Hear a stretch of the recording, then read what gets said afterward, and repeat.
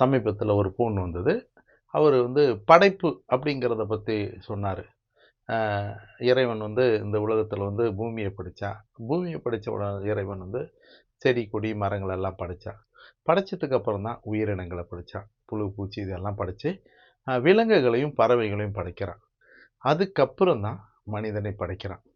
அப்போ நமக்கு முன்னாடியே இந்த பூமி யாருக்கு சொந்தமா இருக்குன்னு பார்த்தோம்னா, மரம் செடி கொடிகளுக்கும் ஆடு மாடு விலங்குகளுக்கும் பறவைகளுக்கும் தான் சொந்தமா இருக்கு. கடைசியா தான் மனிதனை படைக்கிறான். ஆனா அந்த கடைசியா படைக்கிற மனிதன் இப்ப என்ன செய்யறாங்கிறத நீங்க யோசிச்சு பாருங்களேன். நமக்கு முன்னாடி படைக்கப்பட்ட நமக்கு பூமிக்கு சொந்தமான அனைத்தையும் அழிக்கிறான். அப்ப அவர் என்ன ரொம்ப வருத்தப்பட்டு வேதனைப்பட்டு சொல்றாருன்னா, கடைசியா எதுக்கு கடவுள் மனிதனை படைச்சார் அப்படின்னா, கடவுளால் படைக்கப்பட்ட அனைத்தையும் மனிதன் பாதுகாப்பான். அதுக்கு தான் அவனுக்கு பகுத்தறிவு இருக்கு. இது எல்லாத்தையும் அவன் வாழ வைப்பான் அப்படிங்கிற நம்பிக்கையில தான் கடவுள் அனைத்தையுமே படைச்சாரு. ஆனா கடவுளோட நம்பிக்கையை பொய்யாக்குற மாதிரி மனிதன் இது அனைத்தையுமே அழிக்கிறான். இது ரொம்ப ரொம்ப வேதனையா இருக்கு. நமக்கு முன்னாடி இந்த பூமிக்கு சொந்தமான இந்த நாய் பறவை ஆடு மாடு எல்லாத்தையுமே அழிக்கணும்னு நினைக்கிறான். இது எதுவுமே இருக்கக்கூடாதுன்னு நினைக்கிறான். இது எல்லாத்தையும் நமக்கு தடையா நினைக்கிறான். மலையை அழிக்கிறான், எல்லாத்தையும் அழிக்கிறான்.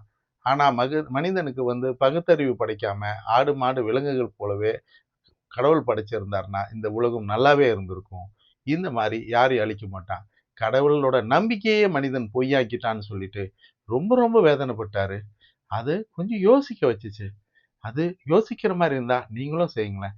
அதே மாதிரி இந்த நாய்களையும் தெருவில் வாழ விடுங்க. நமக்கு முன்னாடி படைக்கப்பட்டது அவர் சொல்ற கூற்றுப்படி நமக்கு முன்னாடி இந்த பூமிக்கு சொந்தமானது இந்த தெருநாய்கள் தான். அவங்க இருக்கட்டும். இப்ப அவங்களுக்கு கொஞ்சம் ஆதரவு கொடுங்க. கொஞ்ச நாளைக்கு தான் இருப்பாங்க. ஏன்னா கருத்தடை பண்றது மூலியமா எல்லாத்துக்கும் 100% கருத்தடை பண்ணா அந்த இனம் அழிஞ்சிரும். கிட்டத்தட்ட அதை நோக்கி தான் அரசாங்கம் போய்கிட்டு இருக்கு. அப்ப அவங்க இருக்கிற வரைக்கும் வாழ விடுங்க. தெருவில் இருக்கிற அனாதை குட்டிகளை கொஞ்சம் தத்தெடுங்க. அவங்களுக்கு ஒரு வாழ்க்கை கொடுங்க. தண்ணி வைங்க, சாப்பாடு கொடுங்க. நீங்களும் உணவளிக்க உதவலாம். Please help us to feet.